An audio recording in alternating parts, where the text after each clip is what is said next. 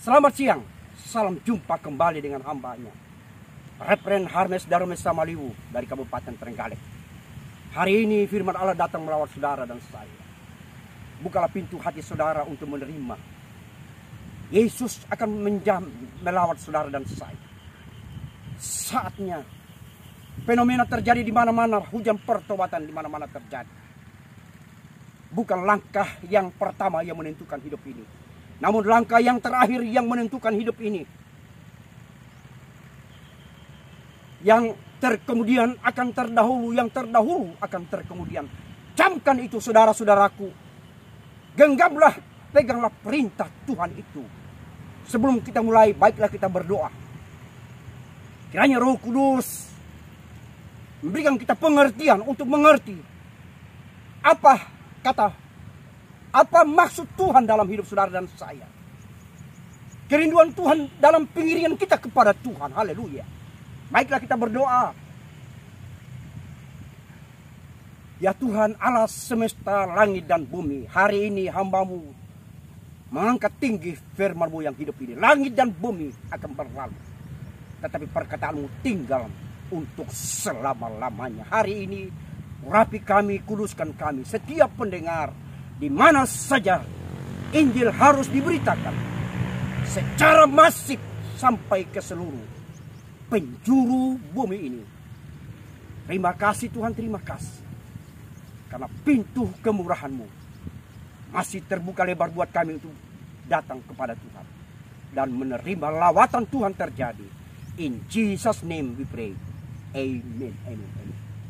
Selamat siang, selamat siang, selamat siang. Hari ini firman Allah Sabtu tanggal 29 Januari 2022. Tema Yesus memperumpamakan kerajaan surga seorang penabur benih di tanah. Yang saya ambil, saya kutip dalam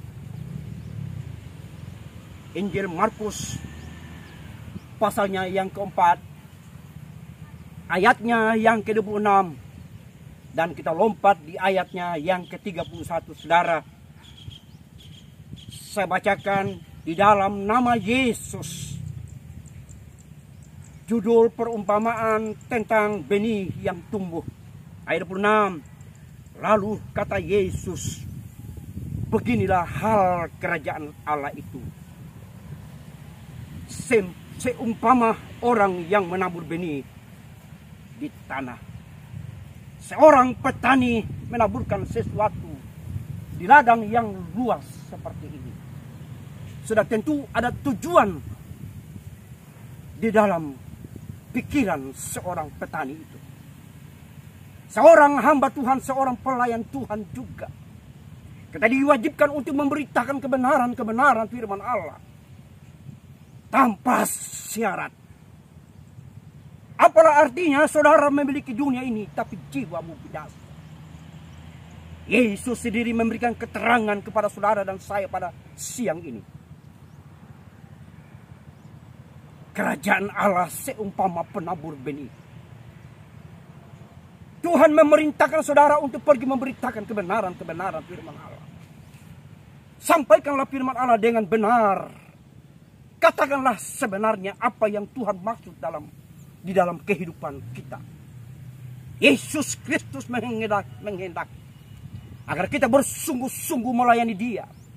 Agar kita bersungguh-sungguh melayani Dia dan percaya secara total. Karena Yesus berdaulat penuh di dalam hidup saudara. Mari kita baca saudara, kita bandingkan saudara di Injil Matius pasalnya yang ke-13. Injil Matius pasal 13.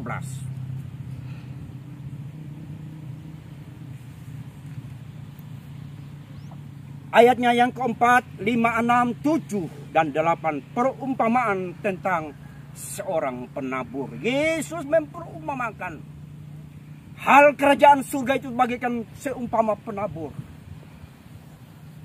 Ayatnya Injil Matius pasal 13 ayat 4. Ada waktu ia menabur, sebagian benih itu jatuh di pinggir jalan. Lalu datanglah burung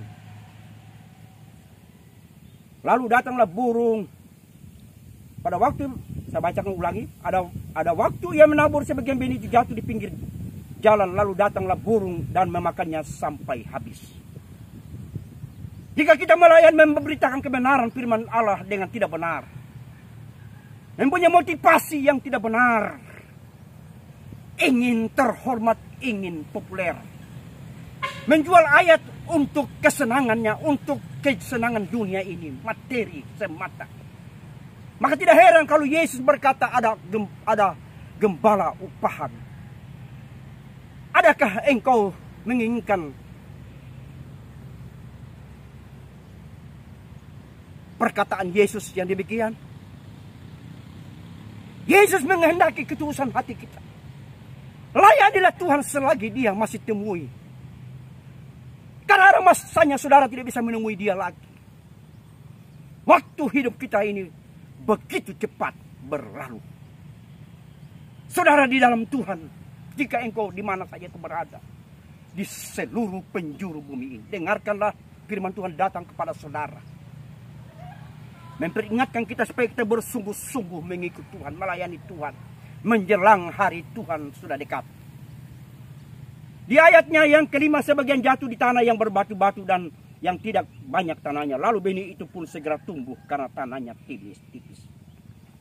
Jika benih engkau taburkan ke tanah yang penuh batu-batu, sudah pasti, sudah tentu bahwa akan terjadi negatif. Tidak akan ada pertumbuhan, tidak akan ada kehidupan di sana. Sebagai hamba-hamba Tuhan, kabarkanlah kebenaran firman Allah. Sehingga setiap orang yang mendengarkan firman Allah disegarkan, dikuatkan kembali, dipulihkan. Untuk menjadi pengikut Tuhan yang bersungguh-sungguh. Begitu juga saudara-saudara, jika engkau mencari air di tanah yang berbatu-batu, jangan harapkan akan terjadi demikian saudara. Tidak akan terjadi. Impossible, mustahil akan terjadi. Ada air di bawah tanah yang berbatu-batu. Demikian juga engkau sebagai penabur, sebagai pemberita Injil, jika engkau tidak melayani engkau dengan Tuhan dengan sungguh-sungguh. Kalau engkau mempunyai motivasi yang tidak benar, kalau engkau menjadi hamba Tuhan yang menjadi hamba Tuhan yang upahan, engkau tidak akan melihat penyertaan Tuhan. Engkau tidak akan melihat, tidak merasakan urapan itu. Engkau akan melayani kosong dan hampa dan kecewa saudara. Namun baiklah saudara-saudara, fokuskanlah hidupmu dengan Tuhan. Hiduplah dengan Tuhan, berharap dan bersandar. Dekatlah kepada Tuhan. Ketika kita mendekatkan diri kepada Tuhan, maka Yesus Kristus akan mengasihi saudara dan dekat kepadamu. Dia akan menunjukkan sikap, dia akan memberikan engkau penghiburan. Dia akan menolong engkau, dia akan datang menjadi sahabat, kekasih jiwa kita. Dia akan menyembuhkan kita dari segala penyakit. Dia akan menghapuskan kita dari air mata. Dia akan menyembuhkan kita dari segala persoalan-persoalan yang kita hadapi. Yesus mengasihi saudara. Penyakit sampar belum sempat datang kepada saudara. Sebab itu saudara-saudara berjaga-jagalah. Yesus datang seperti pencuri. Yesus datang akan tidak memberitahukan kapan kita dijemputnya. Sebab itu Tuhan berkata berjaga-jagalah. Baiklah engkau setia, baiklah engkau melayani Tuhan dengan segenap hatimu. Di ayatnya yang ke-6, tetapi sesudah matahari terbit, layulah ia. 7, sebagian lagi jatuh di tengah semak duri, lalu makin besarlah semua semak itu dan menghimpitnya sampai mati. Ini menandakan bahwa segala ketika kita melayani Tuhan dengan motivasi yang salah. Jika kita mendengarkan firman Allah dengan tidak segenap hati saudara. Jika kita cuma hanya sebagai formalitas datang mendengarkan firman Allah atau melayani Tuhan dengan tidak segenap hati, maka sudah tentu engkau akan jadi penabur-penabur yang tidak berhasil. Maka sudah tentu kita akan melihat kegagalan demi kegagalan. Bahkan berniat hendak meninggalkan pelayanan. meninggalkan pekerjaan Tuhan. Dengarkan hai hamba-hamba Tuhan, di mana saja engkau berada, dari segala dominasi dengarkan. Ketika engkau mengambil keputusan untuk melayani Tuhan, baiklah engkau kuatkan hatimu. Baiklah engkau selalu bertahan di dalam penderitaanmu, karena Tuhan sangat menghargai apa yang kita lakukan di hadapannya. Kuatkanlah hatimu, kuatkanlah segala janjimu, janji setia untuk melayani Tuhan apapun yang terjadi. Rasul Paulus berkata, pedangkah yang memisahkan aku dengan kasih Kristus? Kelaparankah? Penyakitkah? Telanjangkah? Dan sebagainya. Rasul Paulus membuktikan bahwa dia adalah seorang hamba Tuhan yang tegar, yang kokoh, yang teguh. Jadi hamba Tuhan yang petarung, hamba Tuhan yang tahan banting. Haleluya. Saudara dan saya, ketika engkau mendengarkan firman Allah, baiklah engkau pertahankanlah panggilan Tuhan itu. Karena sungguh tidak lama lagi Tuhan datang untuk kedua kali. Sungguh hari Tuhan sudah dekat. Sebagai hamba Tuhan, saya sudah siap. Entah beberapa hari ke depan, entah beberapa bulan, tahun ke depan. Saya tidak tahu apa yang terjadi, saudara-saudara. Tetapi saya percaya dan saya sadari, manusia pasti mati. Tidak ada jalan untuk melepaskan dari kematian. Suatu hari keluarga, anak, istri, saudara, handai tolan, keluarga akan menangisi kepergianku. Mereka akan berkabung karena aku sudah meninggalkan dunia ini. Sebab itu ketika saya masih hidup, ketika saya diberikan kesempatan untuk hidup, saya akan melayani Tuhan, saudara dan saya. Di mana posisi saudara? Jangan bersantai ria di zaman ini. Yesus Kristus hampir datang. Yesus Kristus berjanji, aku akan kembali untuk kedua kali. Untuk datang menjemput saudara dan menghakimi isi dunia ini. Telah tersedia api penghukuman bagi orang yang tidak mau percaya kepada Tuhan. Bagi orang yang melayani dia dengan tidak segenap hati. Bagi orang yang sangsikan akan kemuliaan, akan kebesaran, akan kedahsyatan Yesus Kristus. Sebab itu jika engkau mendengarkan firman Allah pada siang ini, baiklah engkau kembali. Back to Bible, kembali kepada firman Allah. Kembali kepada janji-janji Tuhan. Janji-janji Tuhan, ya dan amin. Haleluya.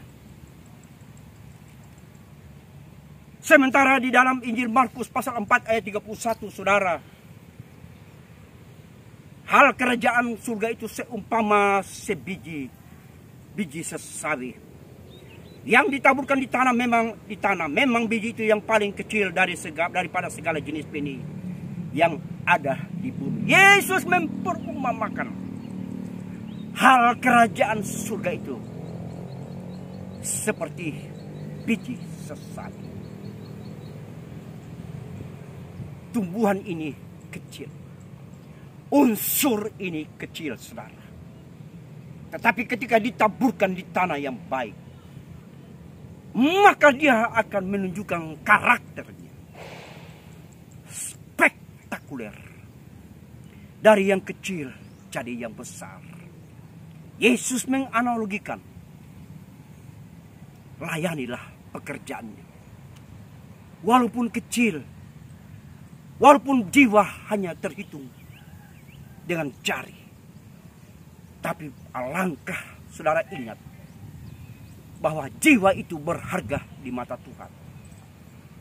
Sebagai hamba Tuhan saya alami sendiri, saudara. Saya hanya melayani beberapa jiwa karena saya adalah hamba Tuhan perintisan. Saya bernaung di organisasi GPDI. Dan jam terbang saya, saudara, masih begitu pendek. Karena saya tamat dari sekolah Alkitab BJ. Angkatan 663 dan 64. Kelas 1 dan kelas 2 saya selesaikan, puji Tuhan. Sebab itu saya mengejar ketinggalan saya. Tapi firman Allah memberikan saya penghiburan. Yang masuk jam 6, yang masuk jam 3, yang masuk jam sore, yang masuk pagi buta benar. Yesus memberikan perumpamaan. Gajinya, salary-nya 1 dinar. Berarti Tuhan sangat menghargai kerinduan kita untuk melayani Dia. Kerinduan kita untuk percaya kepada Dia. Sebab itu saudara-saudaraku di dalam Tuhan, dengarkan firman Allah datang kepada engkau pada sore ini. Baiklah kita melayani Tuhan. Haleluya. Kerajaan surga itu seumpamanya biji sesawi yang ditaburkan di tanah.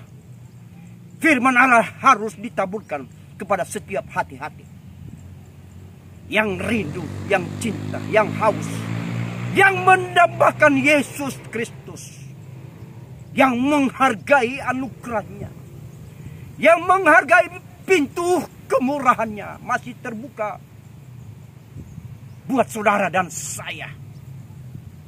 Rahmatnya, anugerahnya selalu baru buat saudara dan saya. Sebab itu kita harus berterima kasih, bersyukur kepada Tuhan. Karena betapa Tuhan baik dalam hidup saudara dan saya. Di dalam Injil Markus pasal 4 ayat 31 ini dijawab, ada jawaban. Yang kita akan buka dalam Injil Lukas pasalnya yang ke-17. Ayatnya yang ke-5 dan 6. Iman biji sesawi. Yesus sendiri memberikan perumpamaan tentang biji sesawi. Perumpamaan benih biji sesawi. Ayat ke-5, lalu kata rasul-rasul itu kepada Tuhan, tambahkanlah iman kami. Berarti kita harus, Tuhan harus ingin mendengarkan pengakuan kita kepada Dia. Kita harus bersandar penuh kepada Tuhan, meminta bahwa sesungguhnya aku tidak mampu, aku tidak bisa berbuat apa-apa. Tambahkanlah iman percayaku untuk melayani Tuhan, untuk mengiring Tuhan apapun yang terjadi. Dunia ini lembah air mata. Dunia ini tempat kita berkeluh kesah. Dunia ini penuh kesusahan. Dunia ini tempat penderitaan. Dunia ini tempat orang berkabung. Sebab itu saudara-saudara, para murid-murid Yesus yang kita kenal dengan rasul-rasul itu meminta sesuatu kepada Tuhan, tambahkanlah iman percaya kami kepada Tuhan. Di ayatnya yang ke-6, Injil Lukas pasal 17 ayat 5 dan 6, di ayatnya yang ke-6 saya bacakan dan saudara simak dan dengarkan apa yang disampaikan Tuhan pada siang ini buat saudara dan saya. Jawab Tuhan, kalau sekiranya kamu mempunyai iman sebesar biji sesawi saja, kamu dapat berkata kepada pohon ara ini, terbantunglah engkau dan tertanamlah di dalam laut, dan ia akan taat kepadamu.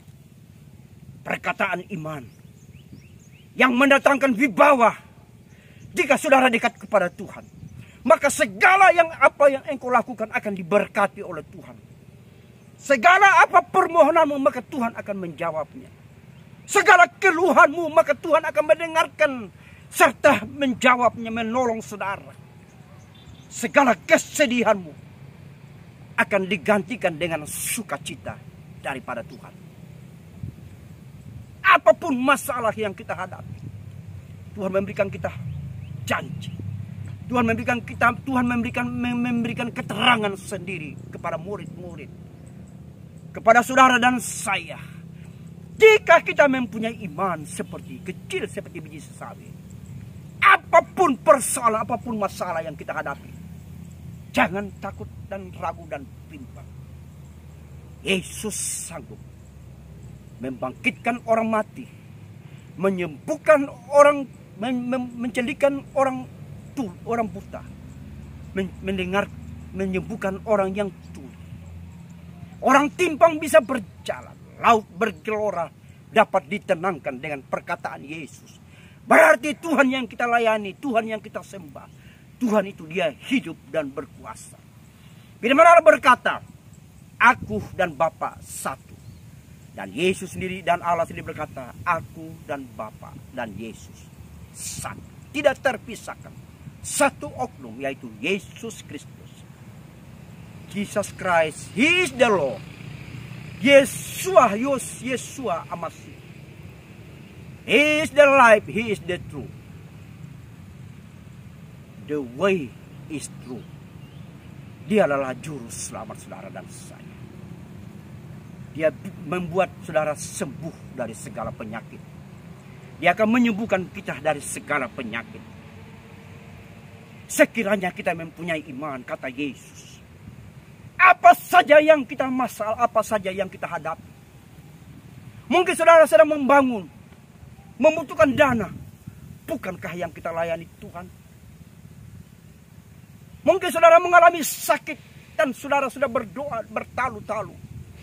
Bahkan saudara hampir stres karena tidak ada kesembuhan.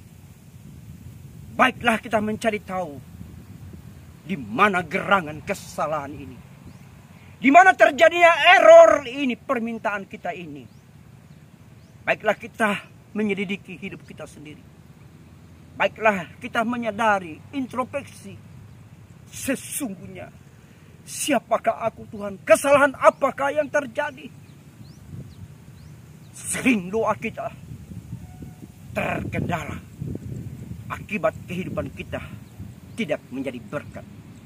Akibat kita menyaksikan kebaikan Tuhan, akibat kita tidak percaya secara total kepada Tuhan. Apa saja persoalan, masalah yang kita hadapi. Engkau dalam bayang-bayang ketakutan. Jangan takut, hidup dan mati telah berada di tangan Tuhan.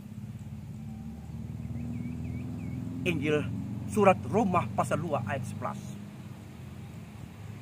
Situ dia jelaskan berkata, Allah tidak memandang bumi. Siapakah gerangan saudara? Kita sama-sama berarti di hadapan Tuhan.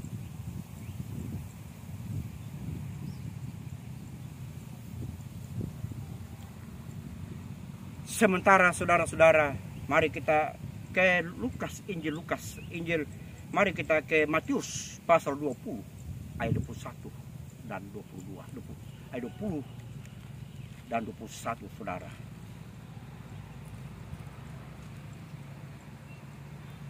Dia berkata kepada mereka, karena kamu kurang percaya sebab aku berkata kepadamu sesungguhnya. Sekiranya kamu mempunyai iman sebiji sesawi saja, kamu dapat berkata kepada gunung ini, pindah dari tempat sini ke sana, maka gunung itu akan pindah dan tak ada yang mustahil bagimu. Jenis ini tidak dapat diusir kecuali dengan berdoa dan berpuasa. Dalam Injil Matius pasal 20, 17 ayat 20 dan 21 dia berkata, jika ia berkata kepada mereka, karena kamu kurang percaya, sering kita tidak mempercayai Tuhan. Saya sering alami hal demikian. Dan pada waktu aku dalam kesesakan, pada waktu aku dalam keadaan stres, Tuhan memperingatkan saya dengan kasih. Tuhan menyadarkan saya, saudara. 17 ayat 20. Situ jelas. Di situ jelas Yesus sendiri berkata, jika sering kita kurang percaya kepada Tuhan, sering kita menyaksikan Yesus Kristus yang berdaulat penuh, yang berotoritas kepada hidup saudara dan saya. Yesus memperingatkan kepada kita pada hari ini. Di ayat 20 ia berkata kepada mereka, karena kamu kurang percaya sebab aku berkata kepadamu sesungguhnya. Sekiranya kamu mempunyai iman biji sebesar biji sesawi saja, kamu dapat berkata pada gunung ini, pindah dari tempat ke sana, maka gunung ini akan pindah dan tak akan mustahil bagi. Tidak ada yang mustahil bagi Tuhan. Impossible for God. Tidak ada yang mustahil dengan Tuhan. Sebab itu berbahagialah kita jika kita percaya kepada Tuhan. Dari sejuta, dari miliaran manusia di penjuru bumi ini, di 5 benua bumi dunia ini, jika engkau telah menerima Tuhan, alangkah engkau berbahagianya. Jangan tinggalkan Tuhan lagi. Jangan engkau jual Tuhan lagi seperti Esau. yang menjual hak kesulungannya. Arti daripada itu, jangan engkau menjual karunia-karunia berkat yang Tuhan berikan kepadamu. Ada kasus juga yang sama yang sangat miris terjadi. Yudas Iskariot, sang bendahara di dalam tim penginjilan Yesus Kristus, begitu rapuhnya jiwanya, begitu gampangnya dia tergoda dengan materi alias mamon. Ada banyak hamba-hamba Tuhan yang meninggalkan Tuhan karena tidak tahan diuji, tahan dibanting. Sebagai hamba Tuhan, saya tidak mempunyai jemaat yang banyak, tidak ada segala-galanya. Tetapi dari segi itu, saudara, saya bersyukur, saudara. Saya beserta keluarga berada di dalam kesehatan, perlindungan, dan sehat walau afiat. Sehat itu mahal harganya. Apa artinya kita memiliki harta uang yang berlimpah-limpah, tidak mengenal Tuhan? Barang itu, saudara-saudara, tidak bisa menjamin engkau aman dari kematian. Hanya di dalam Yesus Kristus ada jaminan aman dan tentram. Jangan takut, jangan khawatir.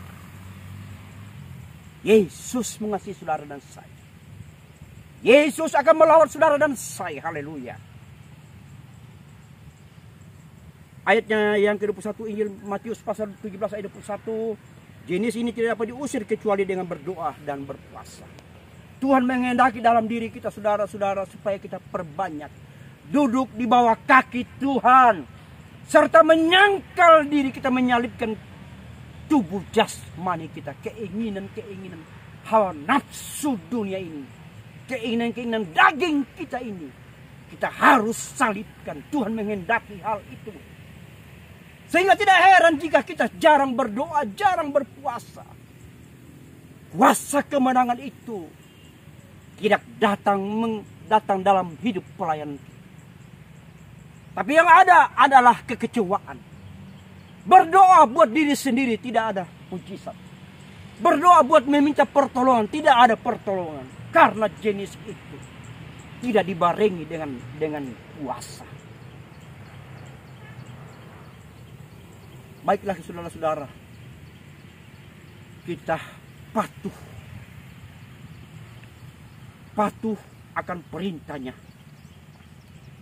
Jika saudara patuh dan akan perintahnya, maka Tuhan akan memberkati saudara dan saya. Galatia pasal 6 ayat 7 sampai 10. Galatia pasal 6 ayat 7 sampai 10 saya bacakan dalam nama Tuhan Yesus. Jangan sesat. Allah tidak membiarkan dirinya dipermainkan. Karena apa yang ditabur, orang itu juga akan dituainya. Tuhan menghendaki engkau berbuat baik, ada kasih dalam hidup saudara, dalam pelayanan saudara. Jangan engkau memandang rupa seseorang. Nabi Samuel ditegur oleh Tuhan ketika ia memandang rupa anak-anak bin Isai ketika akan ada pelantikan raja yang kedua di Israel untuk menggantikan Raja Saul, raja yang pertama yang memberontak. Nabi Samuel memandang rupa. Roh Kudus Allah sendiri memperingatkan kepada Nabi Samuel untuk tidak memandang rupa. Sering kita memandang rupa, sering kita tidak peduli akan sesamanya. Hai hamba-hamba Tuhan, di mana saja engkau berada, baiklah kita bertobat, baiklah kita meninggalkan segala jalan kita yang salah ini. Haleluya. Jangan memandang rupa.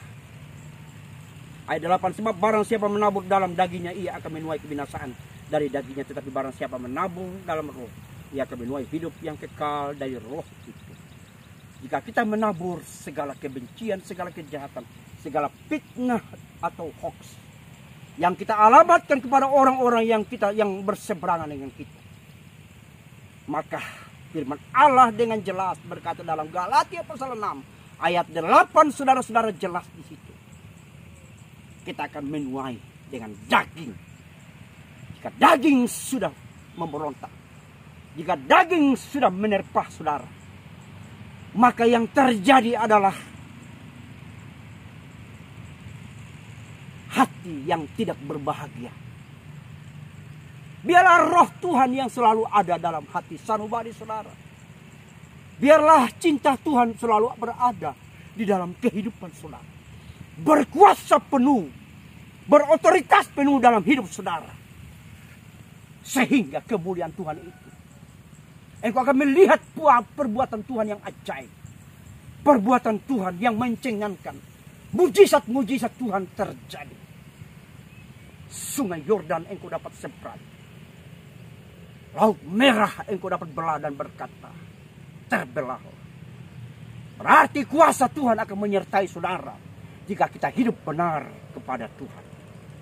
Di ayatnya yang ke-9, janganlah jemu-jemu berbuat baik, karena apabila sudah datang waktunya kita akan menuai jika tidak menjadi lemah. Karena itu, ayat 10, karena itu selama masih ada kesempatan bagi kita, marilah kita berbuat baik kepada semua orang, tetapi terutama kepada kawan-kawan kita.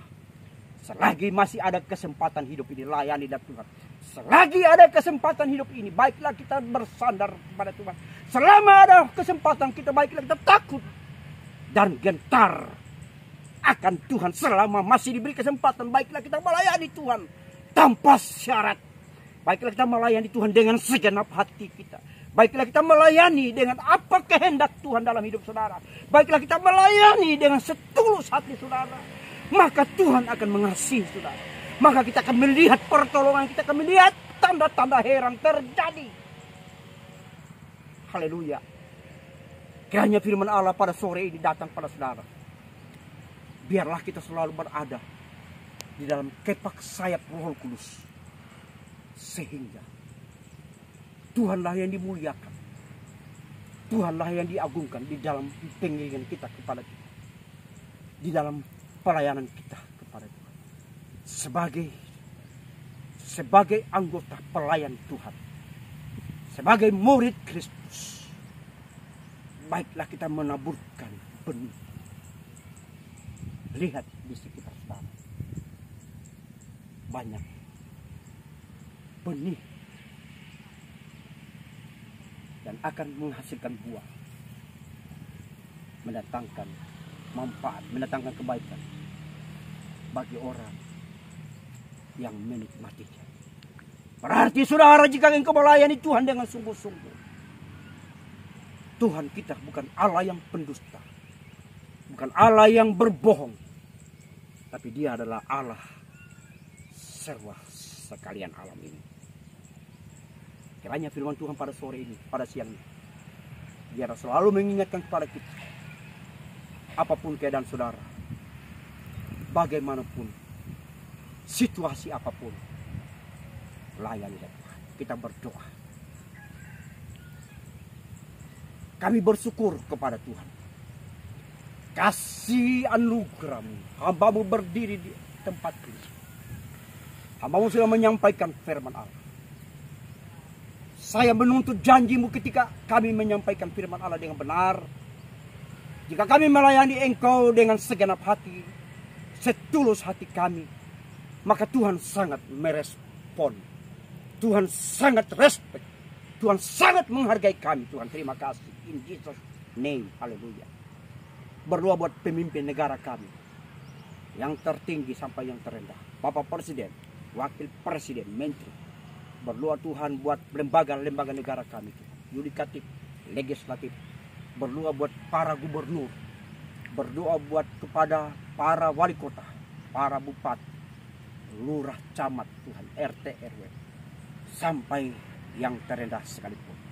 Mereka adalah wakil-wakil Allah di muka bumi ini. Sebab itu Tuhan, kehadiran mereka membuat pekerjaan Tuhan, khususnya di NKRI ini Tuhan, negara yang kami kasih ini, negara yang diberkati. Biarlah Tuhan terjadi terus menerus secara kontinu. Engkau bekerja.